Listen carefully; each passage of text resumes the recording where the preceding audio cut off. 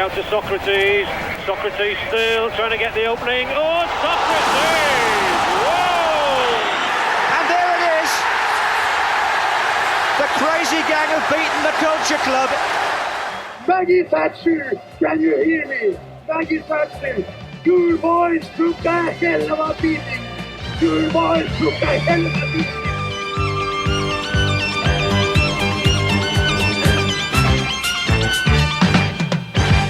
Welcome to Module 1.11, Paragraph 2, 1979-80 revisited. In Paragraph 1, we touched on how Liverpool and Everton are faring.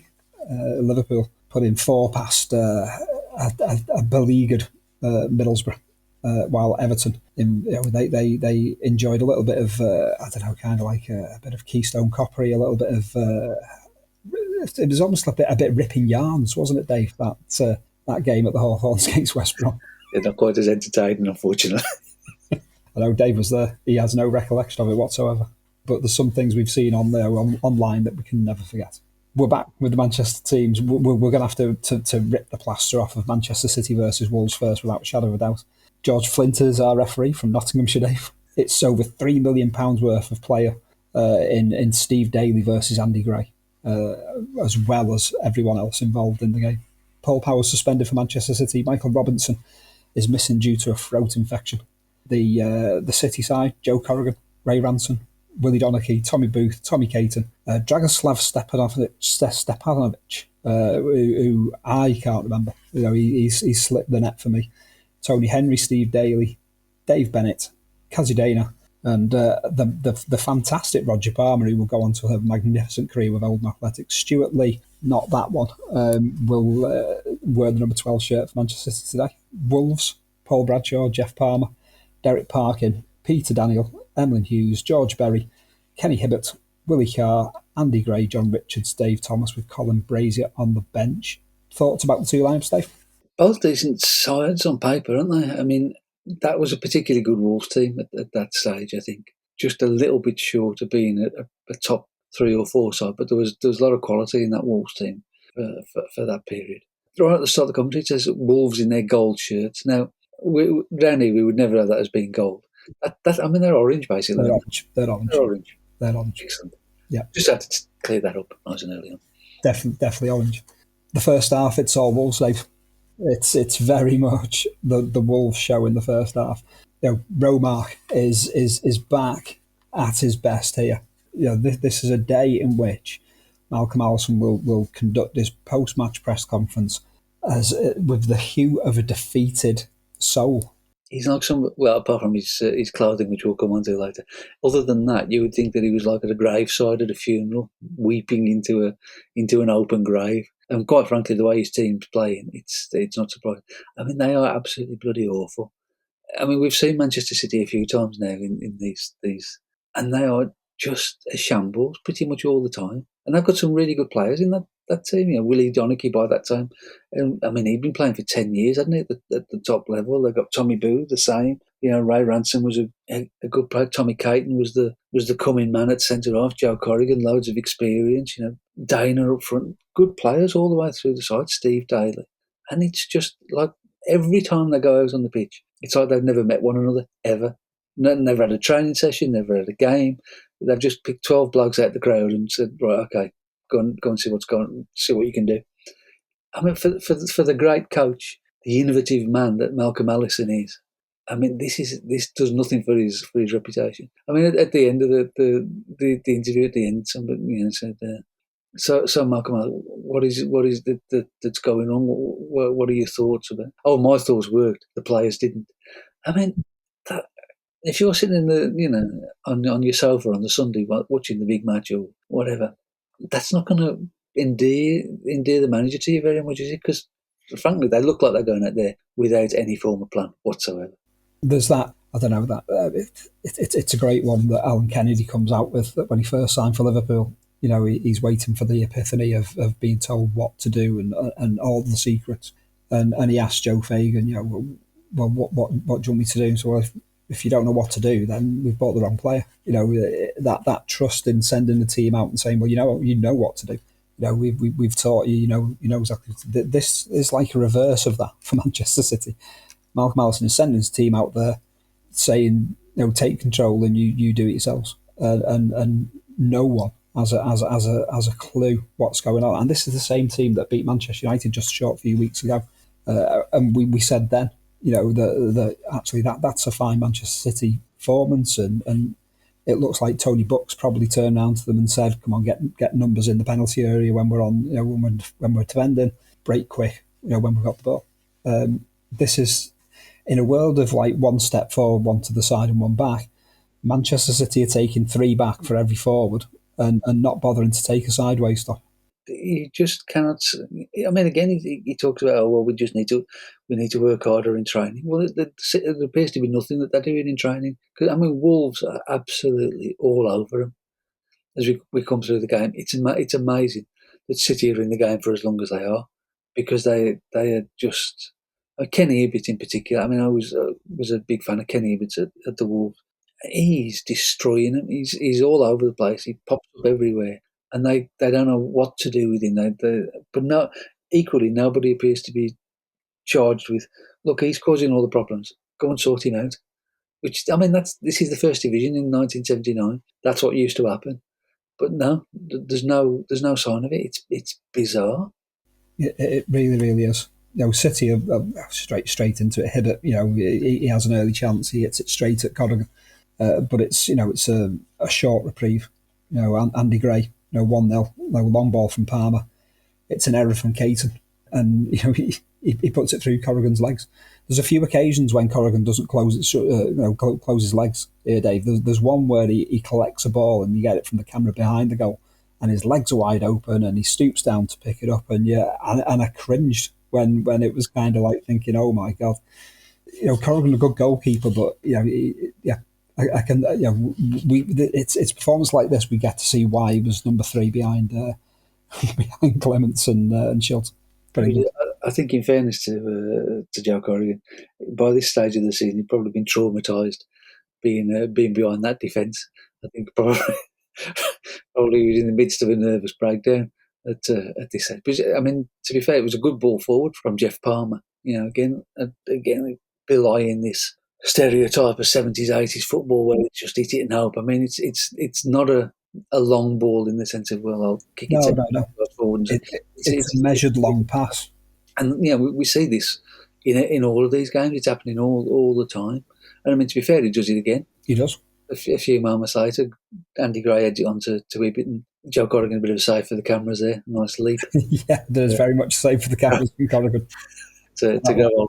Just as an aside, I mean, Geoff Palmer, he's got the filled in at hair and tash. I hope there's a shoot profile somewhere where he says that Thin Lizzy are his favourite band. It's got to be in there.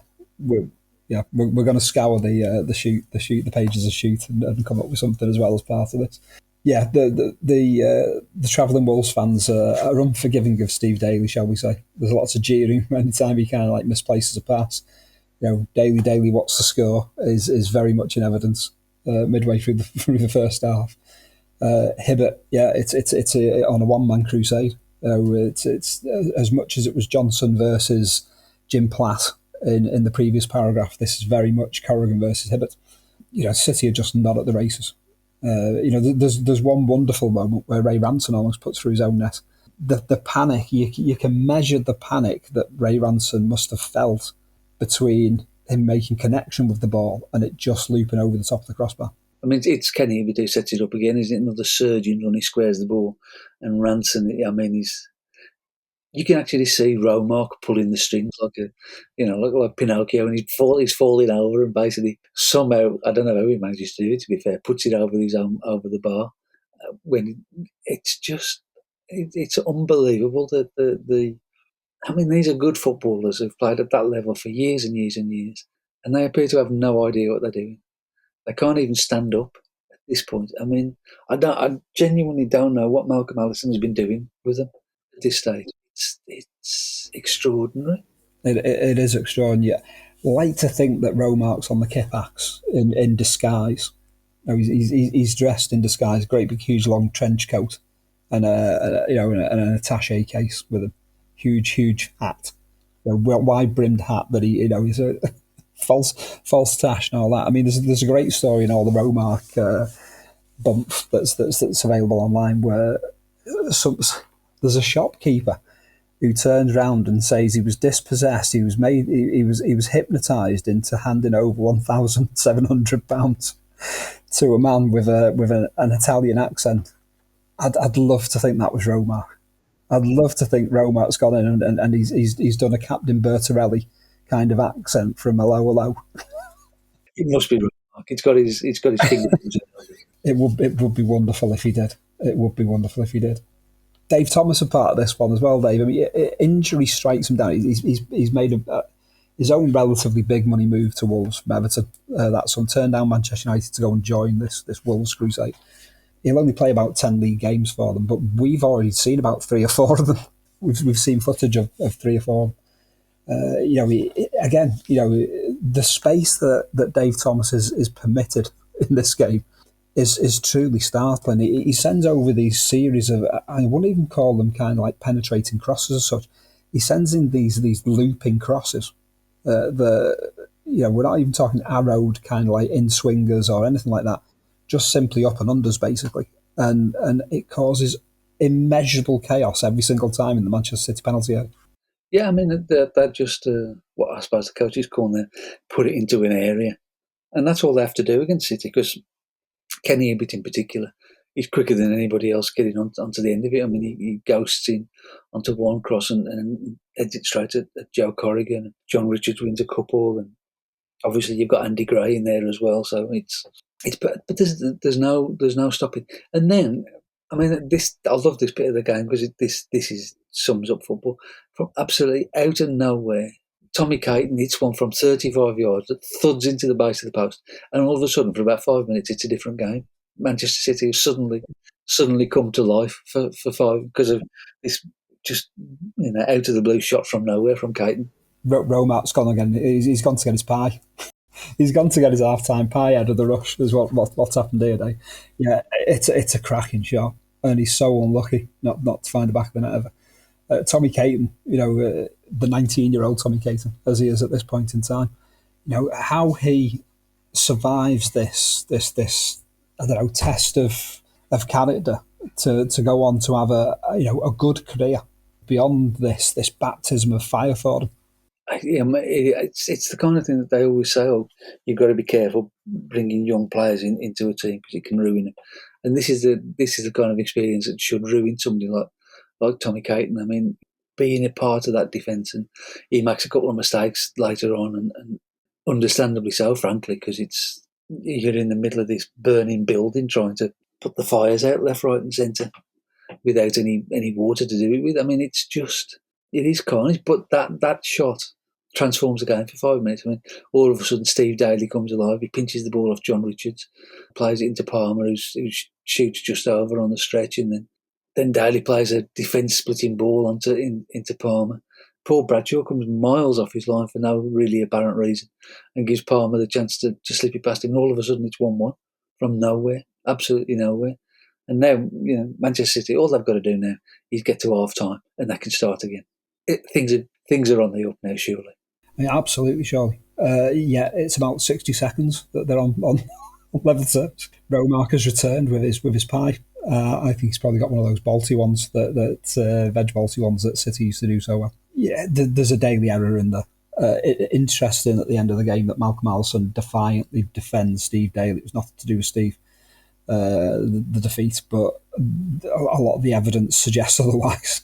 Dave Thomas is involved again, and Hibbitt, gets his deserved goal there. I think Gerald Sinstad states that there's 90 seconds between the goals. It's utterly careless from Manchester City. Yeah, they've been out of the game completely. They should be probably 3 or 4 down by now. They've somehow got it back to 1-1. Just keep it tight now for the next 4 minutes. Get into the dressing room. We can start again. We might even go and win this game. But no, it comes from Daly miscontrolling it and giving the ball to Kenny Hibbitt. I mean, you've got to feel sorry for Steve Daly. I mean, I know we have laughed at him quite a lot, but you've got to feel sorry for him. I mean, this ludicrous amount of money that's around his neck in this team that doesn't know what it's doing, that's all over the place. And of course, everybody's looking at him because he was briefly the record transfer at 1.4 million or whatever it was, and he's the emblem of this Manchester City side. He's the one who you look at to hold it all together, and he's got no chance. I mean, firstly, he's not that. He was never that kind of player. He's not that Brian Robson player. He wasn't that. He was a good player. He was a good first division footballer. A good solid footballer. Yeah, and no more, no less. And nothing wrong with that. He could have gone on and had a really good first division career and played 500 games at that level and been a proper stalwart. But he wasn't the guy that you build a team around. He wasn't the bloke that should be a record. The record transfer, and he kind of got swamped by it all, didn't he? In the end, unfortunately. And Malcolm Ellison's absolutely no bloody help at all, really. No, absolutely not. I mean, and the first half there, which has been massively eventful, isn't even over yet. Geoff Palmer has the ball in the net, but it is very harshly disallowed. Where's this push that Gerald Sinsad speaks of, Dave? And again, Steve Daly has to sigh a huge sigh of relief that the linesman's flag or the referee's whistle has overruled this. I mean, initially the referee looks like he's signalling for handball. And if there is handball, it's from the defender. It's not from... yes, absolutely. The push, God only knows what it is. And, I mean, to be fair to Palmer there, he's all the way across from right back to score. Very Phil Neal of him. Very Phil Neal. Virtually scoring from the penalty spot to rattle it in. He uses some very unparliamentary language in the referee to suggest his displeasure at having that caught. But, I mean... in a day when they're absolutely dismal, City have had plenty of luck going for them as well, and they really have. To be just 2-1 down at the break, I mean that's a result. Even though Stefanovic has had to go off, he's got a cut on his leg, and apparently it's gone a bit numb. Yeah, he's had a cut on the leg. It's gone a bit numb. Stefanovic has exited the scene just before half time. And on a day when high comedy is in evidence for Manchester City, Stuart Lee enters the landscape, Dave. Into the second half, City still have the chances. There's a mad early scramble that's cleared by George Berry.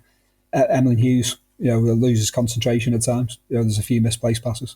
Bradshaw saves from Bennett. There's clearly been a reaction to a tongue lashing from Malcolm Allison at half time here. City have a shout for a penalty. Gray on Booth. Dane has struggles throughout this game. He's either kind of like he's absent without leave, or he's just totally on the periphery. Stuart Lee, another name. He scored 24 goals for Stockport County last season, which has earned him this move to Manchester City. He's not had much playing time, but he puts himself about a bit. He leaves the foot in Kenny Burns corner style on both George Berry and Dave Thomas. But then, kind of like it's almost like Wolves' third goal then comes against the run of play. But it's a proper sucker punch for City. They have started the second half brightly, and then the 3-1 down. It's amazing how quickly you can change your thing just by running around a bit.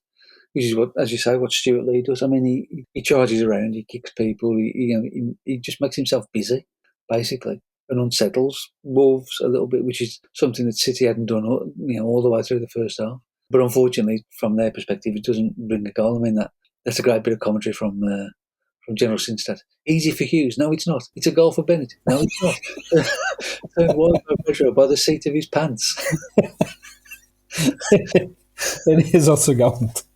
It's just so much to kind of like absorb in one go. But again, then Wolves go and come back into it and score the third goal. And again, they do it just by the expedient of working hard. I mean, poor Steve Daly's chased absolutely everywhere by Peter Daniel, all over the pitch, and eventually gives away a free kick, and the ball comes in. Tommy Caton, not a particularly good header out. The ball drops nicely for Daniel, and he squirts it across the goal inside the far post from 20 yards, and that all just comes from working hard and closing down and all the stuff that Manchester City weren't doing in the first half. Wolves have done it all the way through, and they're 3-1 up as a result. It's nothing. There's no master plan. There's nothing complicated. It's just hard work, doing your job properly. That's all it comes to. And to be fair, they've got somebody on the bench who is screaming at them all the way through. That's the very next thing on my list of notes.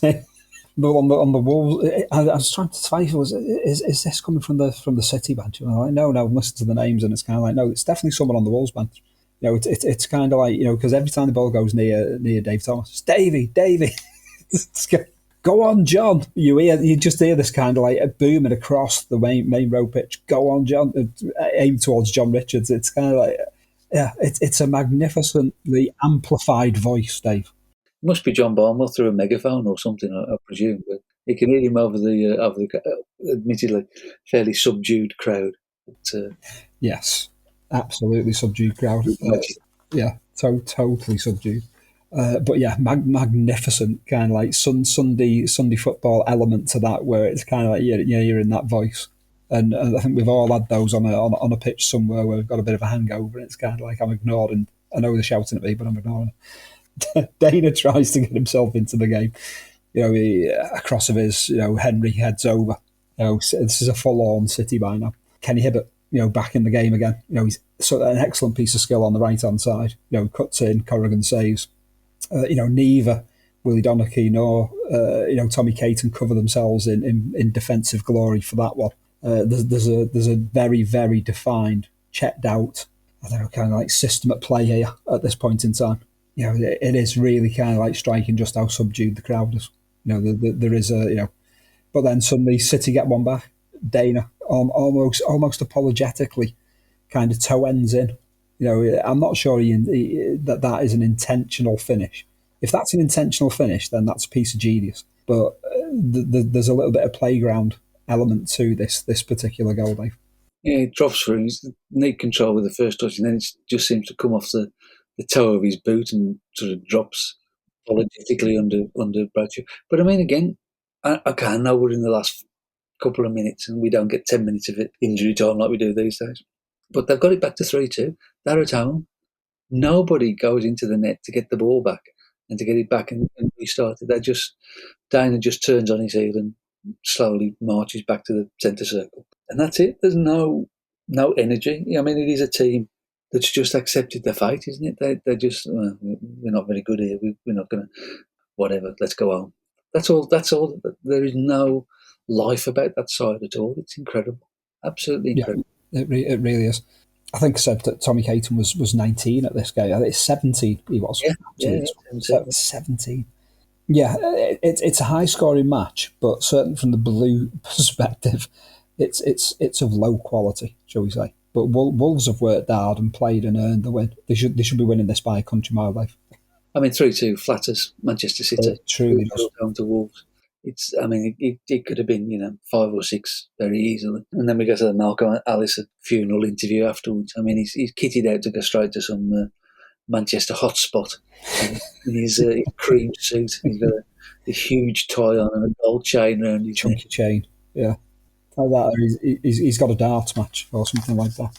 There's nothing like when we saw the 1, 2 or 3 paragraphs earlier against Crystal Palace when he was sat down with Terry Venables after they'd lost at Sellers Park, and there was still a bit of spark about him, wasn't there? There was still that's missing here. Yeah, there's none of that here. This is, oh my God, I don't know what to do really. I genuinely have no clue. Yeah, he has no clue at all. He's asked about Dana's performance, and his comment, he has a little kind of like second or two of introspection, quiet introspection to himself before answering the question, and all he can come out with is it was just too much hassle for Dana. For a man who had a lot to say for himself on those World Cup panels, this is a very damning assessment. Okay, you're not necessarily going to lay bare everything in front of the nation, but there's no tactical insight. There's no did I get the selection wrong? What was the approach? There's nothing, is there? There's no. If you're a Manchester City fan watching that, you think, "Oh Christ, we've had it here." Yeah, absolutely. And in the modern era, that's the interview that gets you the sack. It is. This does look like a man who just does not want to be there. Certainly not on that day. And Andy Gray fronts up to the cameras for Wolves. He was big on application, Dave, in his assessment. I think he used the word application, liberally, shall we say? He did, yeah. Much long before the iPhone ever started turning up with applications. He was, he was very articulate, wasn't he, for a footballer? He really was, yeah.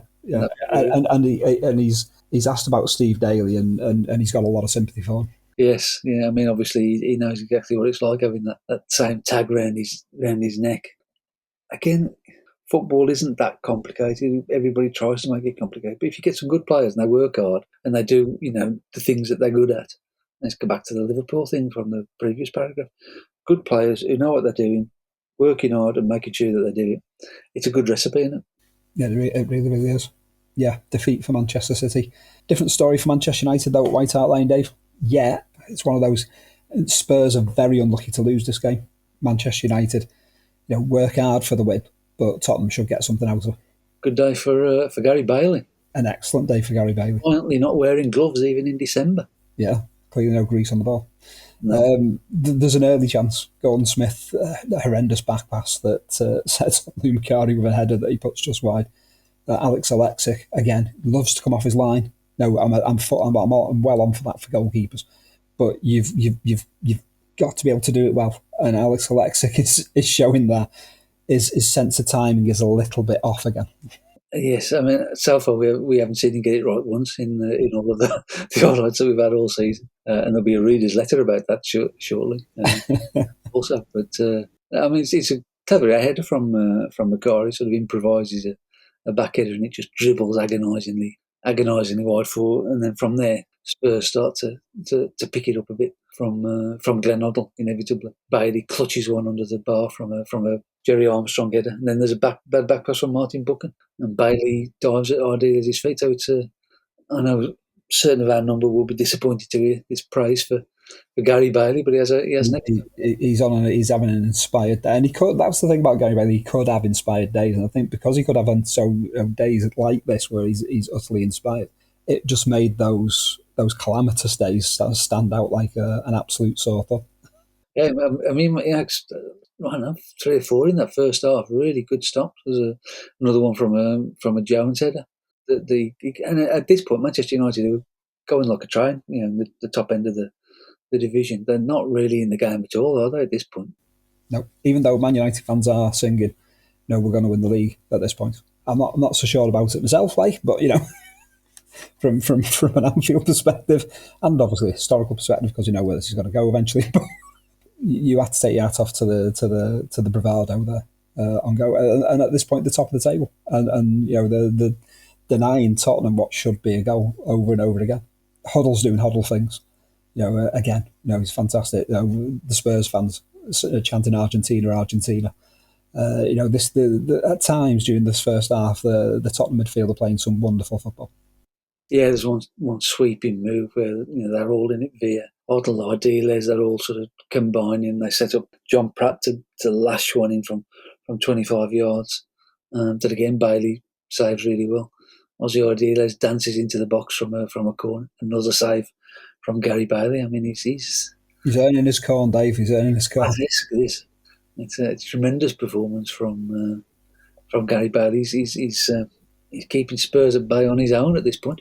He is. At the other end, Tottenham are persevering with this offside trap that works or it doesn't, Dave. It doesn't. Sometimes it works, sometimes it doesn't, but they're persevering with it. Finally, they make the breakthrough. It's a fine Tottenham move. Perryman via Jones, via again, Hoddle low to the left of Bailey. And to be fair to Bailey, there's nothing you can do about this. It's a really well worked and well taken goal. And again, that Hoddle technique that we spoke of, in terms of his goal against Bulgaria, the England European Championship game. It's a magnificent goal. It is. I mean, it's as you say, a good combination play to get there, but the weight of the pass from Villa is perfect, and then Hoddle just runs onto it and clips it all along the ground. They talk about passing it into the bottom corner. That's what he does. It's not he doesn't lump it. He doesn't get power on it or anything. It's just all about the precision, a bit like Ray Kennedy's goal for Liverpool against Middlesbrough. It's all about the accuracy and the direction of it. And even Gary Bailey on this glorious day, he's not stopping that one. He's not. He's absolutely not. Although before the interval, Alexic nearly gifts Macari an equaliser, but Macari's just not decisive enough. He doesn't believe enough in Alexic's capabilities in making the error to gift him the goal. I think if he just believes enough there, and Macari's McCarthy's seeking an equalise before the interval, Dave. McCarthy hasn't been watching the highlights like we have, has he? He's not done his homework. We know exactly what is likely to happen when Alexic comes off his line. So Barry Daines is playing in the reserves today. I'm sure, thinking what he's going to watch that the following day, thinking, and I can't get in this. I can't get my place back. Are you sure? Second half, Man United. Macari finally makes Man United makes Tottenham play. There's a defined switch off, and he's totally unmarked on the 6-yard line, Dave. Totally unmarked. It's a decent move again from United's perspective. A good bit of skill from Sammy McIlroy right at the start. And the ball comes in, and I mean, McIlroy, I don't know whether he's trying to shoot or whether he's crossing or what he's doing, but it comes to Lou Macari on the edge of the 6-yard box, and he's just there standing on his own. He can't miss, and that's the change in the nature of the game from what we see on the highlights. All of a sudden, Spurs aren't the team going forward. It's Manchester United incidents that we see from here on in. Yeah, it really is. Very defined game of two halves. There's a magnificent moment where Joe Jordan voices disapproval towards the referee at what seems to be some fine Tottenham defending. Nothing more, nothing less. He really takes exception to being dispossessed of the ball cleanly and fairly. That's Joe Jordan having to live up to the Joe Jordan stereotype. But in the previous game, you've got George Berry, who was particularly aggressive whenever anything goes against him, and Joe Jordan was exactly the same. I mean, again, nowadays, that'd be an immediate yellow card, but back then it was, by and large, it was pretty much ignored. Absolutely. Yeah, the errors begin to creep in for Tottenham, though. There's one by Perrin that almost gives Mickey Thomas a goal. And Thomas, for that one, he strikes the ball way too soon. He's got a load of space in front of him. He doesn't even make it into the penalty area. He decides to hit it from the outside of the area. All a bit hasty from Mickey Thomas. Absolutely. I suppose he's surprised that Alexic hasn't come running out to the edge of the box. Yeah, trying to haul him down. But no, he's as the cliche goes, he's got more time than he thinks. Yeah, I mean, he's got loads of opportunity to bring that forward. There's nobody catching him, but somehow, I mean, he doesn't even hit it into the side net. It's miles wide from the edge of the box. It's a real opportunity. At that point, you think, oh, it's going to be a 1-1, but no. 86 minutes. It's Steve Coppell. Jordan plays his part with the cross.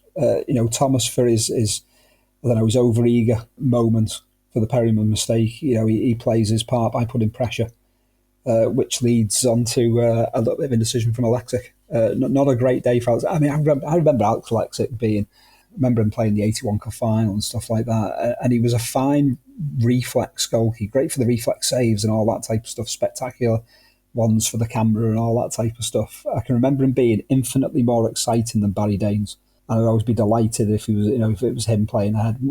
Poor Barry Daines, but he was dependable, steady Eddie. But he is the unpredictable but exciting goalkeeper. Always wins the admiration of football watchers, Dave. Well, particularly the neutral football watcher, as opposed to... Oh, yeah, absolutely. Yeah, the neutral football. For your team. For your team, it's a different matter. Yeah, I mean, after seeing this, I mean, Barry Daines has got to be in with the transfer request on the Tuesday morning, hasn't he? I mean, there's no way he can't get in the team after this. I mean, it's Alexic and Smith just getting one another's way. I mean, Mickey Thomas confuses him a bit, but they just make an absolute shambles of it, and the ball bounces to Steve Coppell to poke it into the empty net, and Manchester United go marching on. It's 2 points. It's 2 points for Manchester United. Great footage on the kick-off match, because this all comes from a full episode of the kick-off match. Elton Wellesby. What has been striking me about these kick-off episodes as well, and this is the regionalised football coverage I remember, was that Granada opt to record these these programmes in what must be the biggest studio in the world, because you can just hear kind of like Elton Wellesby's voice echoing around a very cavernous studio, Dave. No expense spared stuff there, hasn't it? I mean, not only is he huge, he's obviously him and a cameraman and a soundman. That's it. There's nobody else there. 3 blokes just turned up on the Saturday dinner time to do it, and that's it. There's no gimmicks. There's no monitors. There's no drawing on screens. There's nothing. It's just Elton Wellesby introducing the football, having a quick word afterwards, and I don't know. I know it's from my era, but it feels a bit better, really. It does, because it's the honesty you get from the post-match interviews that you do get to see and stuff like that. It's stripped down, and it's just, yeah. I mean, there's great kind of like goalkeeper handball chat that goes on, with the letters and all that type of stuff. And why does he get a yellow card and he doesn't from the previous week's goalkeeping, Alex Alexic included? And the FA for clarification. The FA for clarification, who say one thing and then they come up with kind of like the actual rule book that says something completely different. Not like the FA to contradict themselves, Dave. No, absolutely not. You'd think they'd be all over the rule book to bring in some more fines, actually. But it's a fair point. It's Alexic and the not Kent goalkeeper Abramovich catching the ball outside the box. I mean, to be honest, the Alexic one, as we've already spoken about in the episode, that's a sending off all day. Never mind it. Yeah. And of course, this is the season where that rule will start to come in, isn't it? The professional foul after Willie Young at the cup final, hacking Paul Allen down. So I suppose there'll be less controversy in the future about that kind of thing. But looked at from this perspective, it's amazing what they were getting away with. It is. It's magnificent as well.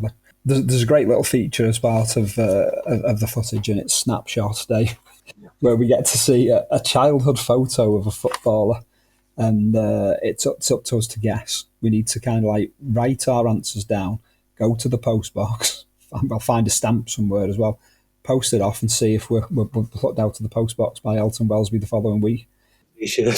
To when it was, and we're left 7 days to wait to know who this footballer is. This child, the image of the child. It's absolutely magnificent. And there's a glorious cartoon, that accompanies the address that we send in. If some poor kid who appears to have very malformed legs. I don't know who drew that, but clearly they have got no future in graphic design whatsoever. No, not at all. Not at all. Quick dip into the second division. We had a little bit of second division footage. QPR at Cambridge, Dave. Not a good day for QPR. And this, I believe, turns out to be Stan Bowles' last game in a QPR shirt. It's always the footage we get. I always have a quick glance through the comments at the bottom. And there is often, it's great because there's often the kind of, I was at this game and I remember this and I remember that. And there's a couple of comments at the bottom saying it's his last game. He gets QPR's goal, but they go down to George Riley in the Cambridge side, the man who would score the goal that sends Watford through to the 1984 FA Cup final. There's a lot going on in 4 minutes worth of footage, Dave. Paul Goddard just over, absolutely incandescent that he doesn't get the corner. Clearly flicks off the Cambridge goalkeeper. Steve Spriggs is everywhere, Dave. But how does he claim that first goal? It hits Bob Hazel, and that's going out for a throw-in if it doesn't hit Bob Hazel. Yeah, Steve Spriggs claims the goal. Yeah, I mean, just going back to Paul Goddard's complaints about the goal. I mean, there's some great comedy referee running away from the protests backwards up towards the off-line. Obviously, the problem with the Cambridge ground, there's no room to hide behind the goal as there is at Stamford Bridge, so he's had to run away to the halfway line. He absolutely has. The Spriggs effort, that's a throw-in all day long until it thuds into Bob Hazel and ricochets into the net. It is. It's quite the work of art, and Stan Bowles' goal is complete. Stan Bowles' goal, it looks like it takes a deflection when you first see it, and then when you see the replay from behind the goal, it does nothing of the kind. He's just got this magnificent whip on it, the swinging curve that plants it into the top corner. Second half, Riley again. Chris Woods pulls off a few excellent saves in this one. He does, yeah. Although there's one that's straight at him. There's a wild lob at one point from Jamie Murray for the goal that wins the match. There's Spriggs' part of that with the through ball, and he just kind of like sticks his leg out. Does he shin it? But again, it's into the same top corner that Stan Bowles found in the first half. I'm not convinced Murray means it. I mean, he's just poking his leg out to try and get it there before the goalkeeper does, and it loops up very nicely into the top corner off the post to win the game for Cameron. But I mean, it's just great looking at the ground, the stadium. It's wonderful, isn't it? That's proper throwback to that really is. Time. It's wondrous footage. This one. There's a great bit of chaos at the end as well. Glenn Road a free kick, Wick's header hits the post, foul's given, and Malcolm Webster hooks the ball away on the goal line. You've got a little bit of everything in there. You've got kind of like arguments over why the referee has pulled this up. You've got kind of like QPR thinking the ball's gone over the line. A magnificent bit of chaos to end a game in which QPR drop points. it persists to this day, really, that things happen in the Championship that happen in no other league ever, anywhere. I mean, here we are, just a lot of teams have played in the Premier League or the First Division in those days. But when they go into the Championship, bizarre things happen. It's a real collision of different styles and different ambitions and different ways of playing, and peculiar things happen. In the Championship, you will still get 5-4 games and that kind of thing that you don't get in the Premier League or whatever. It is set up for I don't know, comedy gold, as well as great quality things that happen nowhere else. It's a fantastic division. I think it's probably, in terms of entertainment, it's a much better division than the Premier League, as the second division was better than the first division in a sense in those days. Not the same quality, but overall interest and the madness that's going on. Yeah, unreal. QPR down to 5th on the back of that defeat, Dave, in the second division. Chelsea are top of the table on 25. Newcastle on 25, just behind them on goal average. Luton on 24, third place. It's Leicester on 24, still on 2 points split in the top 5. Birmingham are 6th on 22. Still wide open to play for. Burnley is still stuck on 1 win, Dave. They've not been able to follow that up. That first win of the season has not been followed up. Back to the first division. Other results: Bolton Wanderers 1, Bristol City 1. Brighton 2-0 winners at home to Derby. Derby, suddenly the wheels are coming off a little bit, Dave. They were looking capable of things, and suddenly, but that's a big win for Brighton in that one. Coventry 4-1 winners at home to Ipswich. Ipswich 2 wins on the spin of being dismissed at Highfield Road. We've got Mick Ferguson scored all 4 goals, Dave. Blimey, he's had an afternoon. He has had an afternoon. Leeds have got a 1-0 win at home to Crystal Palace. Liverpool 4-0 winners again at home to Middlesbrough, as mentioned in the previous paragraph. We've seen Man City losing out to Wolves. Norwich 1, Aston Villa 1. That's an intriguing one. There is problems for goalkeepers, shall we say. Jimmy Rimmer comes under a shower of coins, Dave. He says it's a weekly thing, but it's usually 1p's and half p's, maybe the odd 2p. He states for this one that this one came with 50p's and 10p's. He said there must have been £9 in his penalty area. Surely it's just a bonus for Jimmy Rimmer there if he goes round and collects all the coins up. Absolutely. Given how tight the Villa must have been with the wages at that point, it must be a nice little add-on. Of course, this is in the days before the pound coin. So Indeed. Is the best you can get. You'd have to fold your £1 note up into a paper aeroplane type of thing to be able to hit your goalkeeper with one of those. Nottingham Forest 1-1 against Arsenal. Again, more trouble there. Pat Jennings is hit by a dart, which pierces his left arm. Ted Croker, as mentioned earlier on, Ted Croker's going to have a lot to say about this in the next subsection module. Southampton back to winning ways on home soil. 3-1 at home to Stoke. A couple of goals for Phil Boyer, and Mick Shannon gets one. We know that Tottenham lose 2-1 at home to Manchester United, and that West Brom and Everton share a 1-1 draw. Manchester United still top, 25 points, 1 ahead of Liverpool, but then there's a little bit of a gap opening up. Crystal Palace with their defeat on 21, 4 behind the leaders. And the bottom 3, Ipswich is still in the bottom 3, Dave. They're still in the bottom 3. Remarkable, isn't it? It's a mad world. All action on this one, Dave. It has. There's been plenty of things to remember from this game, but nothing more so than Malcolm Allison in his cream suit at a funeral. Romark in disguise on the kipbacks.